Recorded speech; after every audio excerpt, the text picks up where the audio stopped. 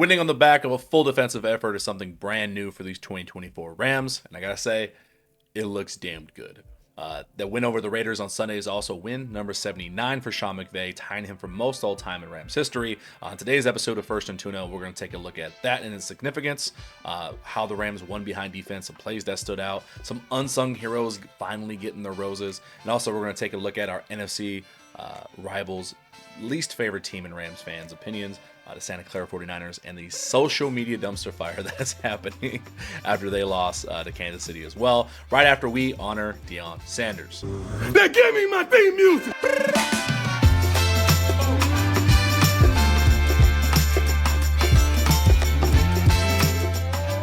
The vibes are clearly high and immaculate on this Victory Monday. As we remind you that if you wish to join the Tuna family, please like and subscribe. We are on the trek to 500 subscribers, just shy of 200 right now. I gotta say, we had a bunch, I think almost half of those joined the last few weeks. Very, very excited about that. Love you guys. Thank you so much. If you prefer to digest your football content from me, head over to the website, firstandtuna.com. We have our weekly uploads of articles there, a little bit quicker than just a long video of a nerd talking to you on camera. Anyways, let's jump into it. Raiders! Oh, yikes! The team that never should have left Oakland has to head back home, tail between their legs, doing some soul searching. They had to bring in Desmond Ridder at quarterback because Aiden O'Connell goes out with an injury, like the second, third drive of the game. Gardner Minshew comes in, ends up tossing a bunch of interceptions. Should have been a bunch of sacks, but he opted for throwing interceptions instead. We're going to talk about that a little bit more in depth. But yikes. Not the prettiest win by any means, because the offense didn't look that great for the Rams, but a win is a win, and I'm going to hark on that. It's not being a blind fan. It's not sugarcoating anything. The offense didn't perform very well. Plain and simple. But it is very difficult to win in the NFL. I know a lot of people say that. It is immensely true. The parity gap in the NFL, like it or not, like how many times have you seen a team start off the season 8-0 and you're like, it's not a real 8-0? Or how many times have a team started 2-4, 1-5, and you're like, they seem so much better than that? It's because the difference between 6-0 and 1-5 can sometimes be 4 or 5 plays, like spread amongst those games.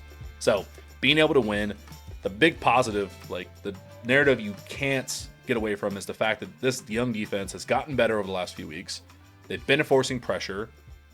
They did it against a bad football team that caused turnovers. That was one of the big things that just wasn't happening. They weren't generating enough turnovers the last few weeks. They finally got home. They got home in a sense of not sacks, but forcing Gardner Minshew to throw the ball errantly.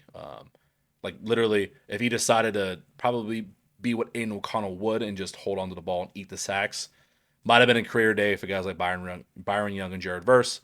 There's just so many plays where like he's just chucking the ball out of bounds or downfield, and I'm like, there's only Rams there within 5 yards. Like, I don't know how there wasn't like more intentional grounding calls, but whatever.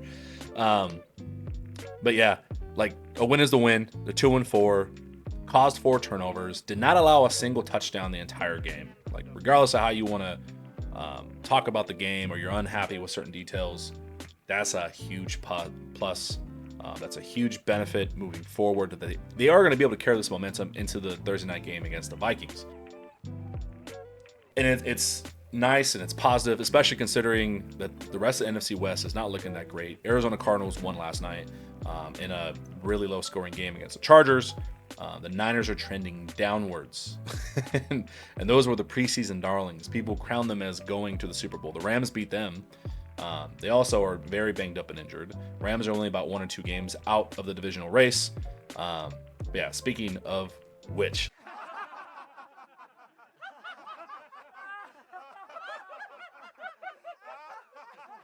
One of those plays that we showed was a long Patrick Mahomes rush, longest of his career.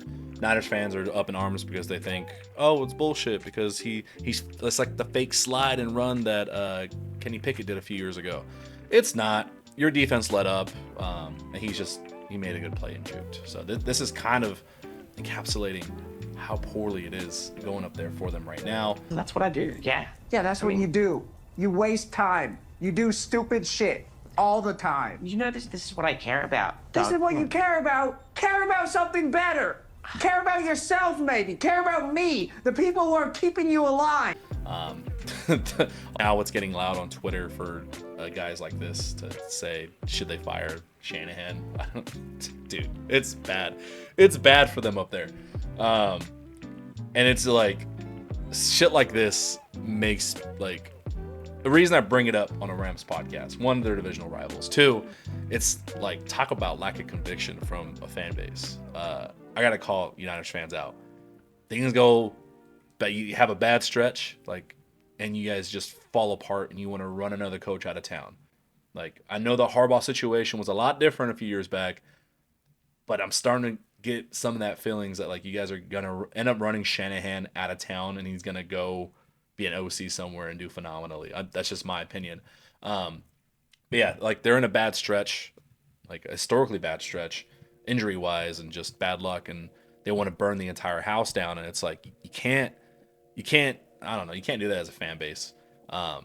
We as a fan base, Los Angeles, is same. You have high expectations. Came into the season with, playoff hopes after making the playoffs last season out of seemingly nowhere. Look, I'm just glad we're not in that situation. Only one game removed from having this similar records. But looking at them, you would think that they haven't won a game in years, and they want to fire the entire city at this point. It goes to show, like, got to put an emphasis on. I don't think the Rams fan base is fully grasping how impactful losing this many players, this many starters has been for the Rams. The fact that they're 2-4 and not 0-6, like, have never looked out of a game outside of the Arizona, which shit's gonna happen. I think even at full strength, shit like that happens to teams because divisional opponents know you really well. Like, besides that one, they've stayed within themselves, given them chances in every single game, and that's a testament to McVay's leadership. That's why he's got 79 wins in his tenure with the Rams, which is now tied with John Robinson for the most in Rams history. If you asked me, was it 7-8 years ago, would Sean McVay be to this extent? That was the hope. You hire the youngest head coach in NFL history. You hire a guy that, like, is supposed to be super innovative. This is the result you want, and this is what's afterwards been emulated by so many other franchises in the league. So despite all the bullshit that's been going on, we're upset about, the passing game, the red zone, like, I get it. We're in a bad stretch. Like, there's some roster moves that people are not happy with, but take a step back, like, look at the big picture. You got to give them a little bit of faith, a little bit of trust. It's not being a homer. It's literally just looking at the facts. Like, he's one shy of 80 and being the most winningest coach in Rams history. Got to count your blessings there and be thankful we are not reacting how the Niners fan base is reacting. But more on that, like, playing within themselves. Like, case in point, Exhibit A is defense. Defense is very young. They lost Aaron Donald. They've been missing a lot of tackles. Like, they trade away Ernest Jones right before the season start, and noise is very, very loud outside the building. What Sean McVay brings to the table, what the coaching staff brings to the table, it's radiating through this defense at this point in time, where they're playing within themselves. Just play your game. Like, just do your job. Be in the right place. Have fun when you're playing too. Like, that defense looked like they were having fun, and it's. I think back to what Quentin Lake said in his interview with us, is like, football's fun down here in LA. and he was not lying at all. So, testament to the coaching staff, like, having the guys ready, regardless of, like, physically capable to make the plays happen, at least mentally there. I think some of the biggest plays of the day, there's the turnover highlights that are, obviously going around social media, the attention getters. But some of that deserves a lot of credit, that I've been saying needs a lot of credit, because we're, like, biasly going to root for our alumni here on First and Tuna as guests. Quentin Lake, like, his leadership and the plays that he was making on defense. I'll show one other two of them right now, but just kind of listen to him talk post-game. this is the kind of leadership that's really been needed since Aaron Donald's been missing. As this defense has grown, especially in the secondary, how would you describe your defensive identity? Yeah, I think we got a lot of versatile guys, and the biggest thing for us is, we're accountable of where we're at. There's a lot of moving pieces. I moved around a lot, but we understand what our role is going into the game. That allows us to go play fast. We're so selfless too. Everybody wants everybody else to do well. And to have a game like this just gives us the confidence, especially in the back end. Because to be honest, like if you look at a couple of the games, we weren't where we wanted to be. And then to have a game like this, where really kind of the back end kind of pushed everybody for the defense to, come up to that standard. It's exciting, it's fun. That's the football that we want to play. So our identity is just, being where we need to be, being versatile, flying to the ball, being aggressive. And at the same time being accountable of the spots we put in. Can you walk us through that line down there in the fourth? Yeah, so we were in cover zero. We work, it's called a stop sign technique. So a lot of the times if you get two guys close to each other, guys sifting across the ball, which they did, tight end sift across the ball. Ran over, saw Brock Bowers sift across, and I was like, well, I don't want to get picked. I'm just going to run to the sideline because, the quarterback's going to roll out for some width. He ended up throwing it, made a good tackle. And so we practice that all the time, so it's nothing new. But that was the first time we had it in the game. And when you're in cover zero, there's a lot of moving parts that can happen. There's another question a reporter asked. So like, you sound like you've been playing for 10 years in the league, but you're only in like your third or fourth year. And it's funny because he's like Benjamin Button. He's been asked to grow up really, really fucking fast. We said this about the front seven. We kind of omitted Quentin Lake out of there because we just assumed he was going to be a leader, and he's really stepping into that captain role extremely well. Plays super selfless. It is crazy how genetics works, down to a player level of like on the field. He's really radiating his father's presence. Quentin Lake was a Pro Bowler, All-Pro for the Pittsburgh Steelers, playing multiple positions similar to what Quentin's being asked here. Like he started at nickel, played that star position. Now he's starting at free safety. Tackles later for the team. When you mix in some exotic looks like Chris Schuler was doing, we'll show you here in a second. He just kind of feels like that missing voice, that missing piece that's really stepping up for the defense at the right time. Really excited to see the things happening for Quentin Lake moving forward. The play I want to talk about, though, which is like literally, I'm glad he's getting his roses. This is just one of many he makes throughout the game. But this one just happens to be at the goal line. You're going to get a motion here. They're playing a cover zero. And Quentin Lake, like 99 times out of 100, every NFL Sunday, you see something like this where it's like, oh, how's this guy wide open?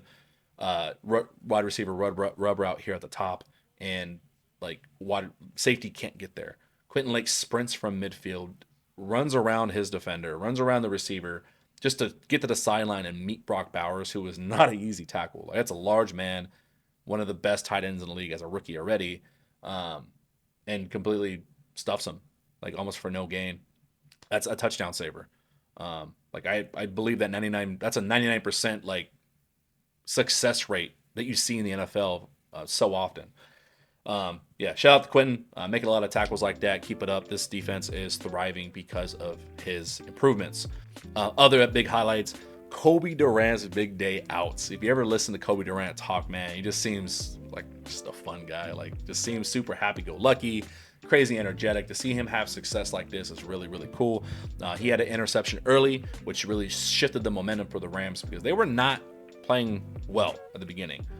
Nobody was scoring. Raiders had like a field goal or two. It seemed very, very stagnant.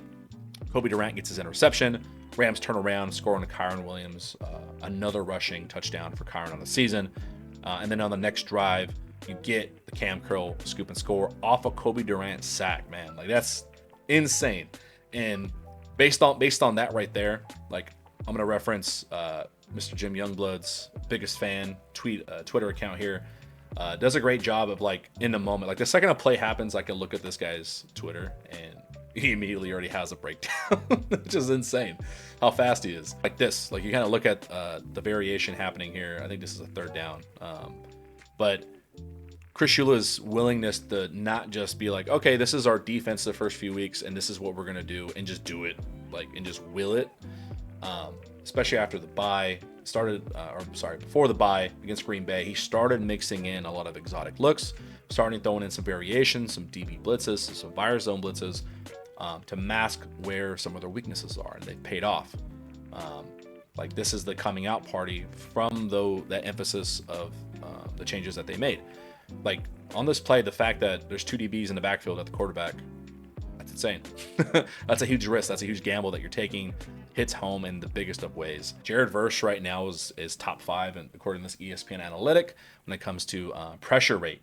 Like, yes, conversation is missed tackles. Like, it just seems like every quarterback, every running back that the Rams are facing has P. Diddy baby oil all over them, because like you just can't grab them.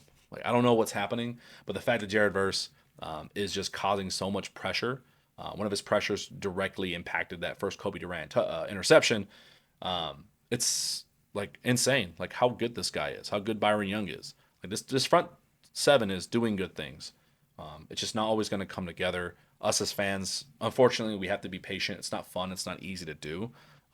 It's kind of annoying watching it, but you got to find a silver lining and appreciate like watching a work in progress of someone like Jared Verse, who's a top pick. Like, 1, not be a bust. It's always great for any team. 2, actually sit there and like get better and better each week. Really just gotta appreciate the good things like that. But Shula's willingness to throw in those exotic looks is like a key highlight in itself. All those things kind of culminating together, mixed with Gardner Minshew's just willingness to chuck the ball downfield. The talking point coming into the game was Aiden O'Connell is a statue, like he doesn't run the ball. So this should have been a lot of sacks. He gets hurt early. Now you mix in a mobile quarterback who is willing to just fucking sling it. There should have been, I counted at least 5.5 sacks. 5.5. Fuck am I talking about? 5 or 6 sacks. But because he's mobile, willing to get out of the pocket, some throwaways, and also just him chucking the ball. Like 2 or 3 in particular, I remember him throwing it, and I'm looking like the only person in the vicinity, like, is either Cam Curl or Quentin Lake. It's like there should be sacks and like more turnovers. Like the fact there were only 4 is pretty phenomenal. Raiders got to take a long, hard look in the mirror. Antonio Pierce's job, unfortunately, is not safe. I don't feel like, because of the seemingly just constant turnover that's happening in Vegas. Yeah, I don't know what they're going to do, man. But, yeah. Anyways, moving on to the offense. The stagnation that has been frustrating in the red zone for the past few weeks. It was rough pretty much all game. The lack of ability to run between the tackles this week, I think, kind of boils down to 3 main points. First one is that the somewhat surprise start of Justin Dedich, something. Over Logan Bruss. Logan Bruss was not performing phenomenally well up to standards. Obviously, he was pulled in favor of Justin. Got to commend any player who is able to keep himself ready. I'm prefacing this before we talk about, this guy played bad. There's a reason why we love players like Xavier Smith, why we love a rookie story, underdog story, undrafted story, because you're not expecting it. Like a guy stays ready, waits for his opportunity, and then bam, like he does something phenomenal. So guys like Justin Dedich, baiting his time, waiting for his opportunity, he steps in. I mean, he didn't allow 10 sacks. So it's like, hey, he played an NFL game. He did some good things, like he really did. And we'll have a film breakdown about that. But there were some plays where he did look overpowered on the inside run plays, even in pass pro. If it starts moving forward, I'm going to try to stay positive that his progression. This may have been his rookie game. You don't know that he's on this roster for a reason. Talked about Sean McVay and Les Snead. Like, you got to give them a little bit of faith, a little bit of trust. Like, I know it's frustrating.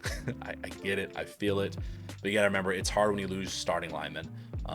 You're not always going to find like the perfect backup, the perfect this guy should have been a starter this whole time, just sitting on my practice squad. It's not going to happen all the time. And unfortunately, matchups kind of expose some of those things, and I think Justin Dedich was exposed a little bit. So we'll see how he progresses ahead of that Thursday night game with Minnesota. The second part is this offense was kind of already on borrowed time. The fact that Stafford and the boys were able to move the ball as much as they had in the past few weeks. Stall out in the end zone from time to time, or in the red zone. But like, they're working with a patched together O-line. They are on wide receiver 3 and 4. Like, I'm a huge Demarcus Robinson fan, and Tutu Atwell has been playing out of his mind as best as he can. You're missing your starting tight end. Like, I think Kobe Parkinson has some good stuff he can do, but like, you're now thrusting these guys immediately as starters, where that may not necessarily be where their strengths are. Like, I don't know if we understand fully as fans the difference of what it takes to be a wide receiver 1 versus a wide receiver 3. Like, your responsibilities are different, your expectations are different. Like, it's a lot to grasp. It's a lot to take on. It's not just Madden where you're like, oh, I'm going from a 90 rating to a 79, but I could still get 300 yards. Like, it doesn't work that way.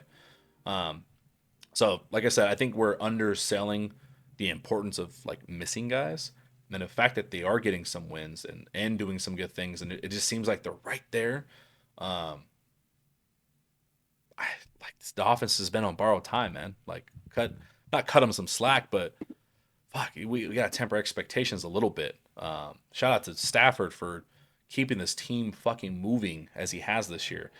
And then third part, I mean, it's super overgeneralization, but what the Rams like to do is, especially with patchwork offense, disguise a lot of stuff. You got to make a lot of things look the same. That's having a successful run game, which allows you to have play action. So that way you're not just having Matthew Stafford take a 5-step drop behind someone like Justin Dedich, which, hey, you don't want to just play into your weaknesses all the time. Fortunately, they have been having to more often than they like to. So when they're not able to get the run game going because of point 1, then the rest of it just kind of comes fumbling down where, oh, how come we don't have 2 seconds to throw on a 3rd and 3? Well, it's because first and second down were absolute shit. And so they couldn't get those 3 yards. Man, all I could do is kind of laugh at it just because I think it's going to start getting better because it had in past weeks. The run game got better. Some of the pass protections got better. As once the injuries settled and the backups on the line were able to at least get some experience, and they were able to get some play on film to where the coaches can see, okay, we can't do 1, 2, and 3, but maybe we can do 4, 5, and 6. So I think they have a good game plan coming into Thursday. It's also kind of a gaming situation to where maybe you don't want to put some things on film ahead of a good team like Minnesota, ahead of a protege like Kevin O'Connell. So yeah, kind of curious how that's going to go, but we'll talk about that on the next video. So other notes on this game before we wrap up. Again, if these are all in our article on firstandtuna.com, check it out. I feel like I'm a better writer than I am anything with YouTube. So please check that out so I don't feel crazy. Some other notes from the game. Xavier Smith I thought was going to score on that end around. I gave him some shit that, hey man, just chuck that guy at the 1. Like, what are we doing?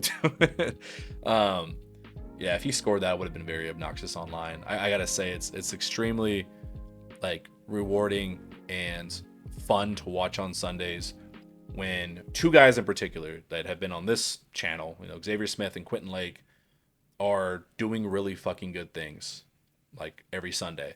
Like Xavier Smith with that big punt return against the Niners. Now he's getting more and more play time, showing his explosiveness. He's in a perfect situation with Sean McVay, and that's really fun to see. And then Quentin Lake, just his first year as a captain, stepping up in a big time in a tough role, a young defense. This is a tough situation Quentin Lake's in, and I feel like he's excelling as a leader. I gotta say, selfishly, none of this shit has anything to do with me, but the fact that those guys spent time on this channel and hung out in the off season and gave me their time, extremely rewarding. Shout out to 19 and 37, man. Keep going. Other note, Cardi had his rookie day. I'm not worried about it. The fact that he's been this good so far, he's a rookie. I don't care if he's a kicker. That job's infinitely fucking harder than anything else. He finally had his rookie day. He'd been perfect on PATs for so far. Had a bad day. He missed a kick, missed a PAT. You move forward, you move on. He'll be just fine.